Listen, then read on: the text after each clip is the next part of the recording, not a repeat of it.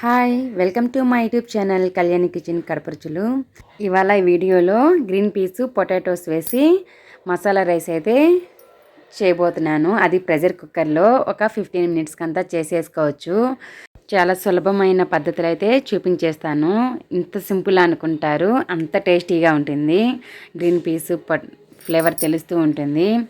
Lunch బాక్సులకి పిల్లలకైనా పెద్దవాళ్ళకైనా సరే 15 నిమిషాల్లో తయారు చేసి ఈజీగా పెట్టి పంపించేయచ్చు. ఈ గ్రీన్ పీస్ పొటాటో రైస్కి వచ్చేసి మసాలా కర్రీ రైతా ఉండాల్సిన అవసరం లేదు. అలా తిన్నా కూడా సూపర్గా ఉంటుంది. మరి ఆలస్యం లేకుండా వీడియోలోకి అయితే వెళ్ళిపోదాము. స్కిప్ చేయకుండా చూడండి, అలాగే లైక్ చేసి సబ్స్క్రైబ్ చేయండి.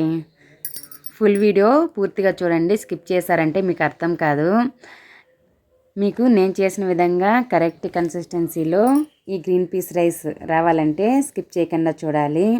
ఫస్ట్ ఒక బౌల్లో రైస్ అయితే ఈ గ్లాస్తో తీసుకున్నాను. 2 గ్లాసులు వేసుకుంటున్నాను. ఇవి వచ్చేసి సోనా మసూరా. మీరు ఈ ప్లేస్లో కావాలంటే బాస్మతి రైస్ కూడా యూజ్ చేసుకోవచ్చు. శుభ్రంగా వాష్ చేసి నీళ్ళు పోసి నానబెట్టి పక్కన పెట్టేయండి. ఒక చిన్న మిక్సర్ జార్లో 8 నుంచి 9 వరకు లవంగాలు, 2 ఇంచుల చెక్క, అలాగే ఒక వెల్లుల్లి గడ్డ పూర్తిగా ఇలా పొట్టు తీసేసి వేసేయండి. 2 ఇంచుల అల్లం కూడా పొట్టు తీసేసి కట్ చేసి వేసేయండి. ఇప్పుడు కొద్దిగా నీళ్ళు వేసేసి మూత పెట్టి గ్రైండ్ చేసుకోవాలి. ఈ విధంగా గ్రైండ్ చేసుకుంటే చాలు. మూత పెట్టేసి పక్కన పెట్టేస్తున్నాను. స్టవ్ వెలిగించేసి ఒక ప్రెషర్ కుక్కర్ అయితే పెట్టేసుకోండి. అందులో గ్రీన్ పీస్ పొటాటో రైస్ సరిపడా ఆయిల్ వేసుకోవాలి. 2 గ్లాసులు రైస్ తీసుకున్నా కాబట్టి నేను తగినంత వేసుకున్నాను.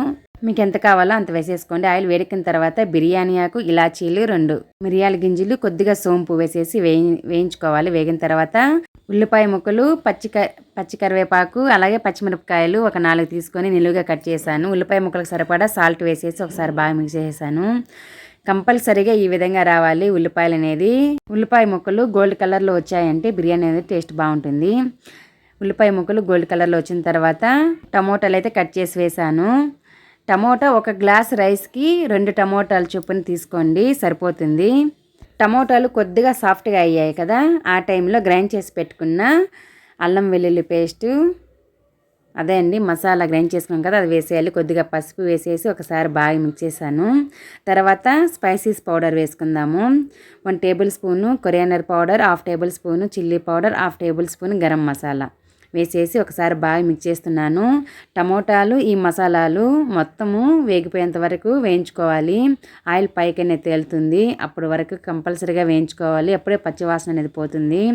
ఆల్రెడీ పచ్చిమిరపకాయలు 4 నుండి 5 వరకు వేసాం కాబట్టి కారపొడి మీకు కావాల్సినంత వేసుకోండి. మీరు ఎంతైతే కారం తినగలరో అంత వేసుకోండి. ఆల్రెడీ చెక్క లవంగాలు గ్రైండ్ చేసాం కదా, కొంచెం ఘాటు అనేది ఉంటుంది. అసలు ఆ చెక్క లవంగాలు గ్రైండ్ చేసినప్పుడే మనకు ఆ ఫ్లేవర్ అనేది తెలుస్తూ ఉంటుంది. అప్పుడే మనకు అర్థమైపోతుంది. ఆ మసాలా పేస్ట్ వేసినప్పుడే మంచి స్మెల్ అయితే వస్తూ ఉంటుంది. కంపల్సరీగా చెక్క లవంగాలు అల్లం వెల్లుల్లితో పాటు గ్రైండ్ చేయండి, బాగుంటుంది. టమోటాలు వేసిన మసాలాలు బాగా వేగిపోయాయి కదా, ఇప్పుడు అందులో ఒక కప్పు నిండా గ్రీన్ పీసు, ఒక 2 మీడియం సైజు పొటాటో ముక్కలు అయితే వేసేసాను.